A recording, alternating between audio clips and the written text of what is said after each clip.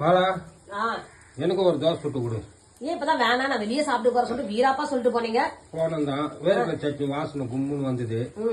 சுடுற பொடி போட்டு கொஞ்சம் வெங்காயம் அப்படி மேலாக்கா தூவி மேலாக்கா கொஞ்சம் நெய் போட்டு ஒரே ஒரு தோசை கொடு. நான் கடைக்கு போறேன். ஒரு தோசை சுடுறதுக்கு எனக்கு டைம் ஆயிடும். சரி ஓகே. நான் பார்த்தா இப்பதான் வந்து பொடி தோசை கொடு ஆனியனை கொடுன்னு சொல்லிட்டு இப்ப ஆனியன் கட் பண்ணி வச்சிருக்கேன்.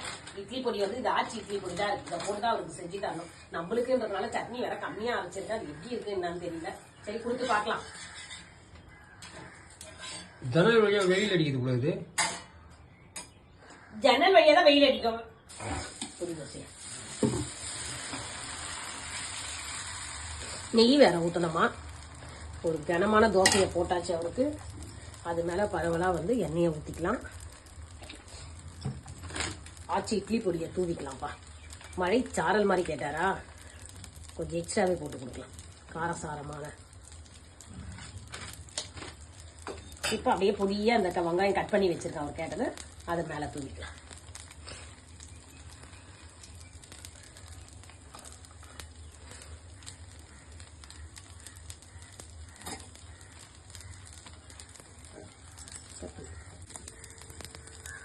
நெய் ஒரு ஸ்பூனுக்கு அரை ஸ்பூன் ஃபர்ஸ்ட் ஊற்றியாச்சு. அதுக்கப்புறம் திருப்பி போட சொல்ல ஒரு அரை ஸ்பூனை ஊற்றிக்கலாம்.